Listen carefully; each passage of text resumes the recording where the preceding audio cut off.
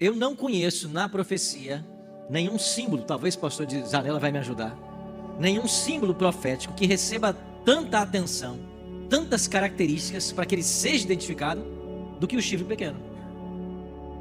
Se você pegar a besta que sobe da terra, de Apocalipse 13:11, a gente tem ali alguns itens para identificá-la. Ela sobe da terra, ela tem 2 chifres, ela parece cordeiro, mas fala como dragão, ela leva o mundo a adorar a primeira besta. 5 características. O chifre pequeno não, 13 características. Então, quando Daniel foi assessorado pelo Espírito Santo para escrever o seu livro, Deus deixou claro, o chifre pequeno tem que ser identificado. E quais as características que o livro de Daniel oferece para identificarmos o chifre pequeno? Primeira característica, ele sobe entre os 10 chifres do 4º animal. Então ele vai se levantar entre os 3º e 4º séculos da história. Segunda característica, ele arranca 3 dos 10 chifres. O chifre pequeno, que é um poder, como cada chifre era, né? Um poder. Para se estabelecer, ele tem que arrancar 3 poderes, 3 daquelas 10 tribos bárbaras. Terceira característica, ele possuía olhos como de homem. Quarta, uma boca que falava com insolência. Quinta, o 4º animal foi morto. Sexta, parecia mais robusto que os outros chifres. Sétima característica, fazia guerra aos santos do Altíssimo. Os santos do Altíssimo são as pessoas leais e fiéis a Deus em todo o tempo da história. Oitava característica, era diferente dos 10. Nona, proferirá palavras contra o Altíssimo. Décima, magoará os santos do Altíssimo. 11ª, mudaria os tempos e a lei. 12ª, os santos, os filhos de Deus, seriam entregues a esse poder por 3 tempos e meio. E a 13ª, um tribunal se assentaria para tirar o seu domínio e destruí-lo. Com isso a gente percebe que o chifre pequeno é uma figura antagônica a Deus, e o próprio Deus estabelece um tribunal para dar fim ao chifre pequeno. Então quem é, pastor, esse chifre pequeno? Bom, como nós entendemos de que a Bíblia ela mesma se explica, o próximo passo agora é você entender que esse chifre pequeno que surgiu lá, no mesmo período das 10 tribos bárbaras, ele também atuaria no tempo do fim. E é por isso que Daniel 7 fala do chifre pequeno e Apocalipse 13 fala de uma besta que sobe do mar. E olhando a intertextualidade desses 2 capítulos, a gente descobre que a Bíblia está falando do mesmo poder. Olha os exemplos. Em Daniel 7, verso 8, o chifre pequeno tem olhos como de homem. Em Apocalipse 13, a besta que sai do mar tem um número de homem. Em Daniel, o chifre pequeno tem uma boca que fala com insolência. Em Apocalipse tem uma boca que fala com blasfêmia. Em Daniel, o chifre pequeno foi entregue para ser queimado. Em Apocalipse 13, a besta é golpeada de morte. Em Daniel, o chifre pequeno faz guerra aos santos. Em Apocalipse, ele peleja contra os santos. Em Daniel, o chifre pequeno fala palavras contra o Altíssimo. Em Apocalipse, a besta que sai do mar blasfema contra Deus. Em Daniel, o chifre pequeno muda os tempos e a lei. Em Apocalipse, ele difama o tabernáculo. Em Daniel, o chifre pequeno age por 3 tempos e meio. E em Apocalipse, ele age por 42 meses. E você vai descobrir hoje que 3 tempos e meio é exatamente igual a 42 meses. Por quê? Porque o que é tempo na profecia? É anos. Como é que a gente prova isso na Bíblia? Está aqui em Daniel 11:13. Daniel 11:13 diz assim: ao cabo de tempos, isto é, de anos, um tempo, um ano. 3 tempos e meio, 3 anos e meio. 3 anos e meio tem 42 meses. 12, 24, 36 mais 6, 42. Você percebe que o chifre pequeno de Daniel capítulo 7 é a mesma besta que sobe do mar em Apocalipse 13? E se lá em Daniel foi profetizado o seu surgimento por volta do 3º, 4º século, em Apocalipse fala da sua obra nos dias atuais, no momento em que estamos vivendo. Isso quer dizer que o chifre pequeno interessa-nos muito. Mas pastor, quem é o chifre pequeno? Bom, para que você não diga que os adventistas estão dizendo isso, eu queria começar com Martinho Lutero, o grande reformador do século XVI. Eu tenho em casa todas as obras de Lutero. E eu tenho uma de suas coleções, que são os escritos de 1520. E nessa coleção, que possui só ela 12 volumes, no 2º volume, Martinho Lutero escreveu: agora vêm eles e fazem do Papa um representante do Cristo exaltado no céu. E vários permitiram que o diabo os dominasse a tal ponto que chegaram a crer que o Papa estaria acima dos anjos no céu e lhes daria ordens, o que na realidade são as verdadeiras obras do verdadeiro anticristo. Para Lutero, esse poder de Daniel e de Apocalipse é o anticristo. E o anticristo, como ele determina aqui, é o papado. Não é o Papa, porque o Papa não viveu tanto tempo. E a profecia fala que esse poder dominaria por séculos, como veremos hoje. Então não é uma pessoa, é um sistema. O sistema papal. O chifre pequeno de Daniel 7 e a besta que se levanta do mar, de acordo com Martinho Lutero, é o sistema papal. Vamos avançar 200 anos na história e vamos chegar a Isaac Newton. O que Isaac Newton disse sobre esse assunto? Eu tenho aqui em minhas mãos um livro de Isaac Newton, esse que foi publicado em 1733. Esse livro, As Profecias de Daniel e Apocalipse. Isaac Newton, ainda que tenha sido um grande cientista, físico, matemático, escreveu muito sobre teologia. E aqui na página 80 e 81 do seu livro, Isaac Newton escreveu: os reis, falando dos 10 chifres, representam os reinos, como já ficou dito. Portanto, o chifre pequeno é um pequeno reino. Era um chifre da quarta besta e arrancou 3 dos primitivos. Por isso devemos procurá-los entre as nações do Império Latino, depois do aparecimento dos 10 chifres.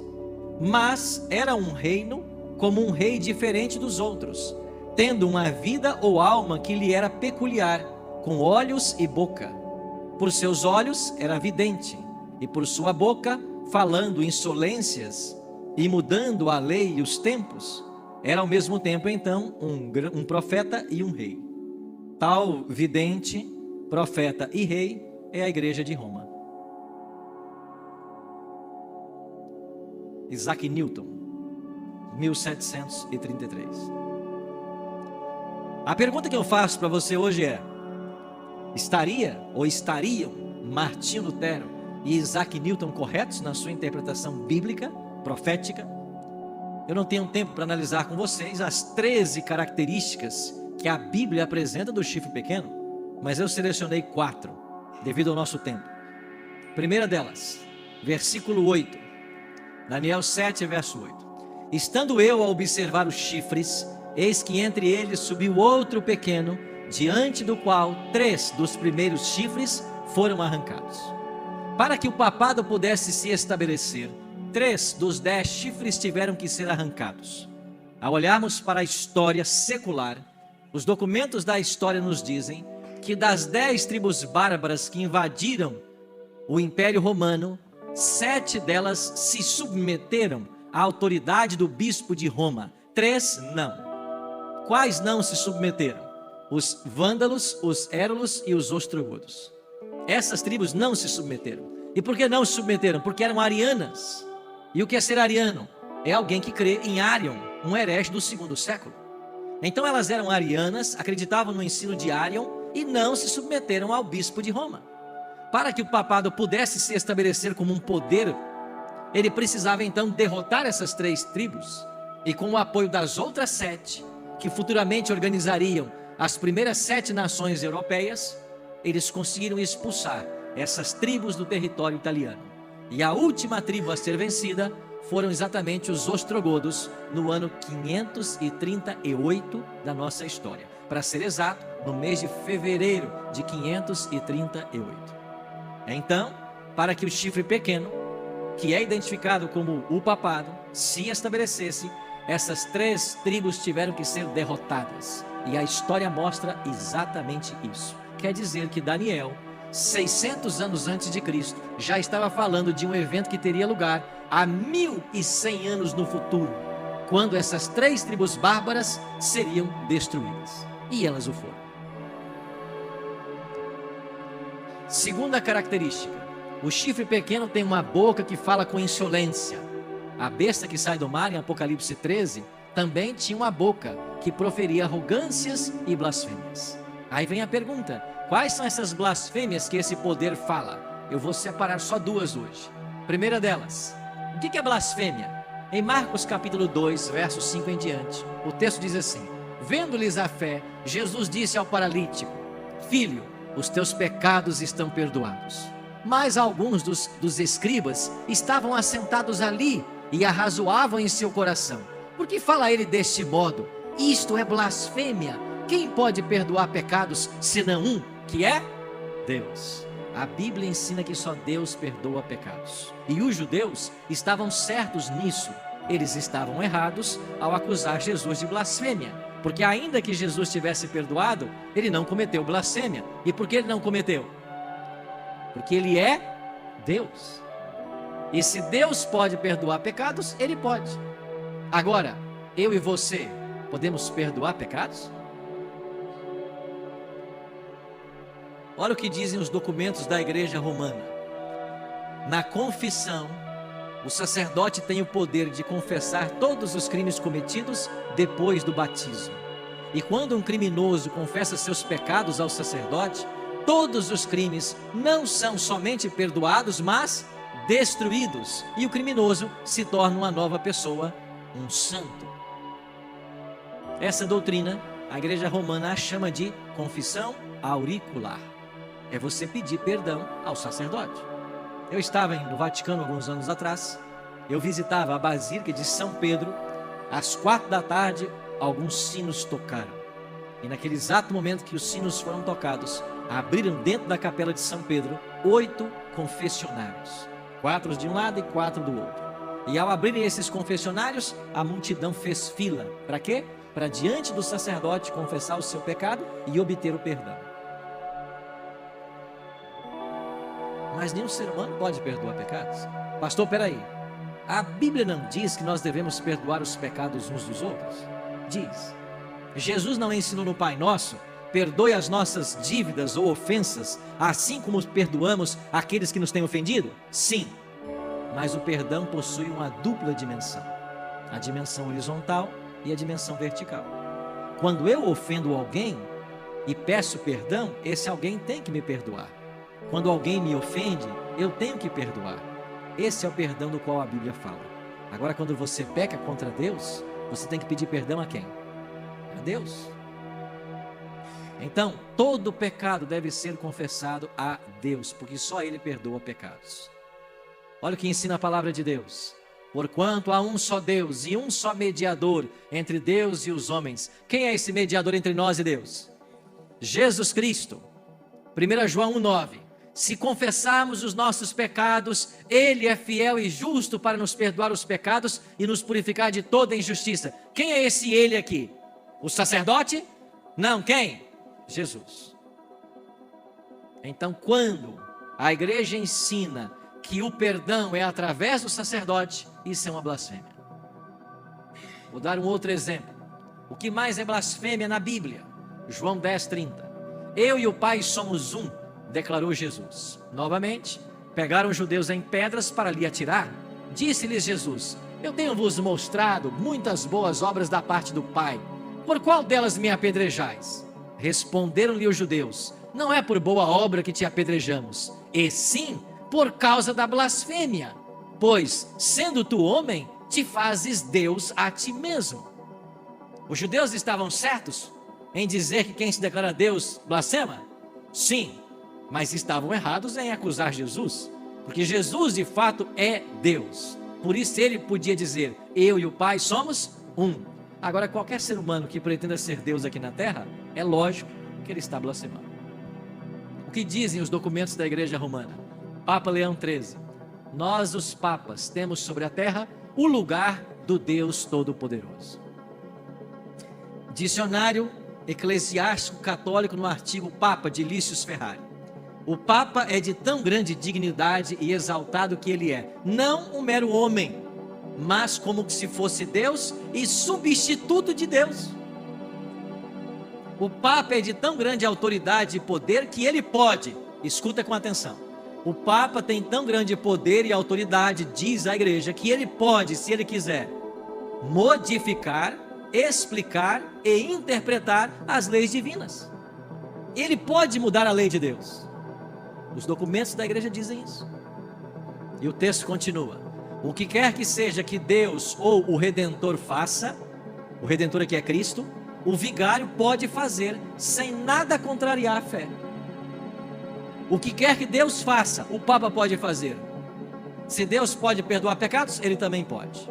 Se Deus mudasse sua lei, ele também poderia. Isso é blasfêmia. Tem baiano nessa noite aqui? Tem baiano. Lá atrás tem mais baiano. Lá em cima tem baiano. Conhecem o conterrâneo de vocês, né? Esse soteropolitano Rui Barbosa. Nem Jorge, lembrou dele, né? Um dos maiores juristas que esse país já conheceu. Uma mente privilegiada. Rui Barbosa estava certa vez na Alemanha. E na Alemanha ele entrou em contato com esse livro, O Papa e o Concílio. Eu trouxe o livro. A pessoa que escreveu esse livro não podia nem se identificar. Então ele usou um pseudônimo de Janus. O que fez esse homem nesse livro? Ele reuniu vários documentos da igreja falando da autoridade que o Papa tinha, que a igreja atribuía ao Papa. E quando Rui Barbosa percebeu que esses documentos, eles estavam confrontando o direito de liberdade religiosa, de livre expressão, ele ficou tão abismado com o que ele leu, que ele resolveu traduzir isso para o português. E foi ele quem traduziu a obra do alemão para o português. Acontece que ele fez mais. Ele preparou um prefácio para a obra. Só que o prefácio ficou tão grande que teve que ser publicado num outro volume, maior que a obra original. O prefácio de Rui Barbosa ficou maior que a obra original. Aí no prefácio, escrito por Rui Barbosa, na página 131, Rui Barbosa faz menção a um documento que está no volume 2, que é a obra original, há vários artigos da fé pregados pela igreja. E num artigo aqui,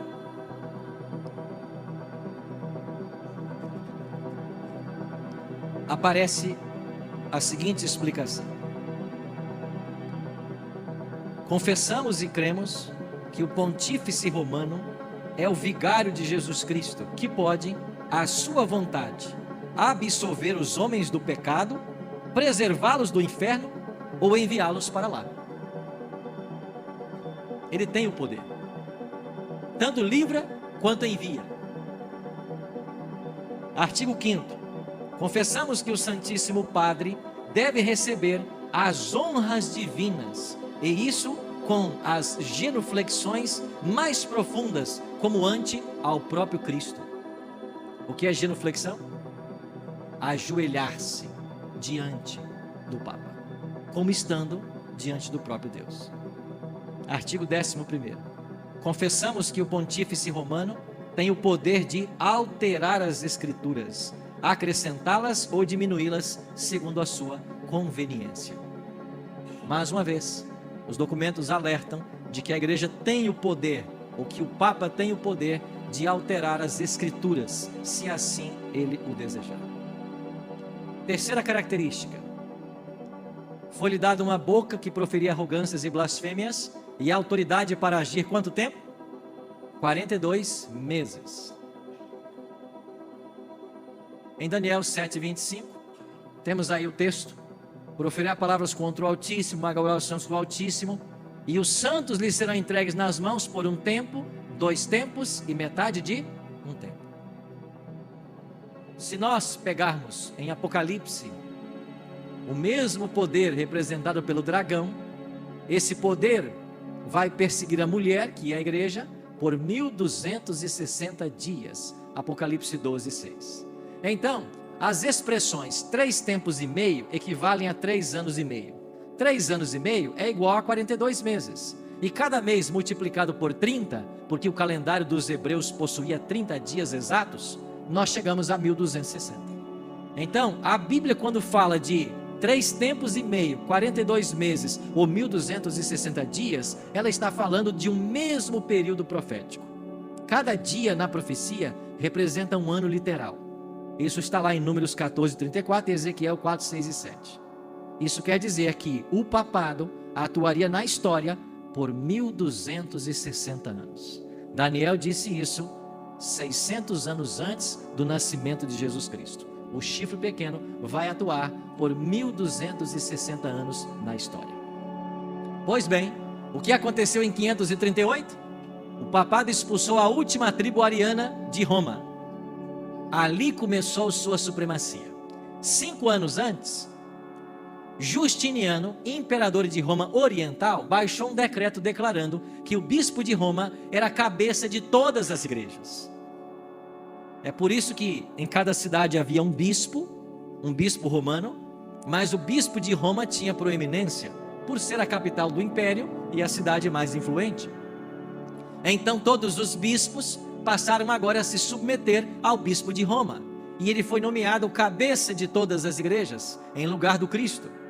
E agora todo mundo passou a chamar o bispo de Roma de pai, em italiano, papa. Então, 533 é um decreto, mas ainda havia um empecilho para que o poder se estabelecesse de forma unida. Faltava expulsar uma última tribo. 538, ela foi expulsa, começou o domínio papal. Agora, se em 538 começou o domínio papal, se nós somarmos 1260 anos, nós chegaremos a 1798. Isso quer dizer que em 1798, algo teria que acontecer para tirar o domínio do Papa.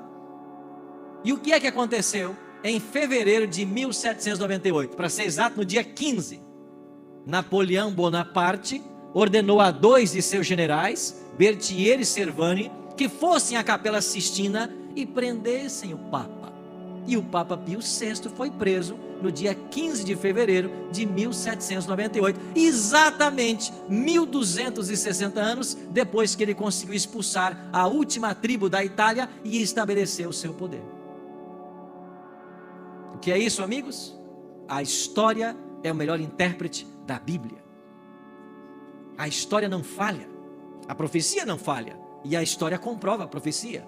Napoleão Bonaparte nunca imaginou que ao ordenar a prisão de um papa, ele estaria cumprindo uma profecia. E aí terminou o domínio papal.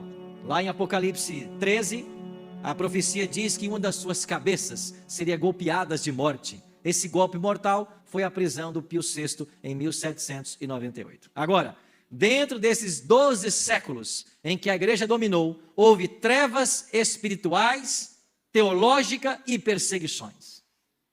E você que é um pouco mais antigo, vai se lembrar que até poucos anos no Brasil, a missa era celebrada em latim e ninguém entendia nada.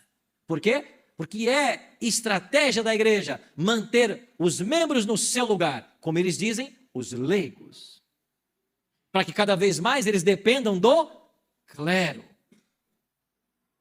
Só que a Bíblia não faz divisão entre leigos e cleros. Essa divisão ela é satânica. Por quê? Porque você não precisa de um pastor para ir a Deus. Você tem acesso direto ao Pai.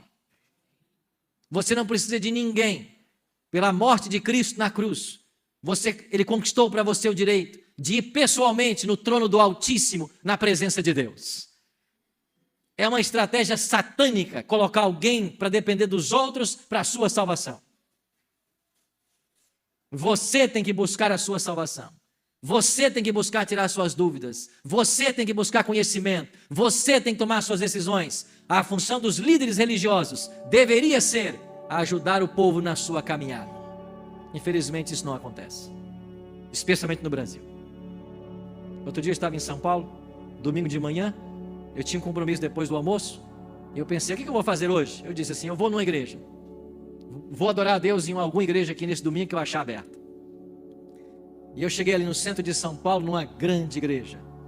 Quando eu entrei lá, eu percebi o tamanho da igreja, 6.000 assentos, ar-condicionado central, circuito interno de TV, era a ocasião do dia dos namorados, e aí quando eu cheguei, alguém na recepção disse, olha, aqui tem uma câmera, se você quiser gravar uma mensagem para sua namorada, para sua esposa, você grava, no final do culto já leva para ela a mensagem em vídeo. Eu disse, que igreja sofisticada, né? Me sentei aí no banco e esperei o momento do culto, da adoração, do estudo da palavra, e quando chegou a hora do sermão, do estudo da palavra, 4 pastores entraram, um atrás do outro. Eles falaram mais ou menos 40 minutos. Quantas vezes a Bíblia foi aberta? Nenhuma. Não se abriu a Bíblia. Mas sabe qual foi o teor da pregação dos 4 pastores? Dinheiro.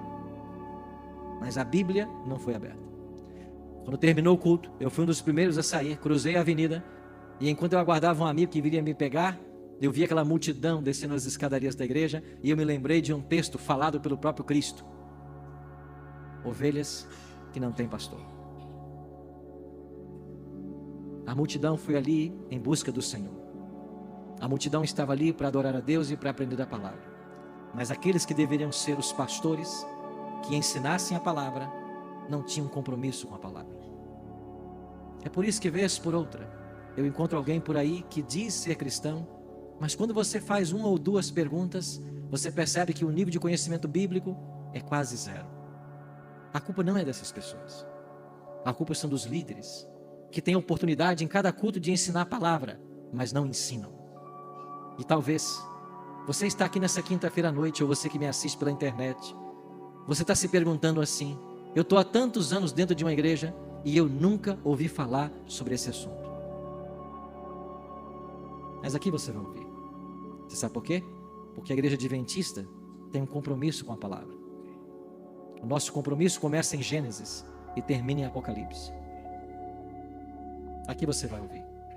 Às vezes não será confortável, mas assim como o médico, que às vezes que tem que cortar ou até amputar para salvar a vida, pode ser que um momento ou outro você não fique satisfeito com a nossa fala de pastores, mas a gente quer ajudar você.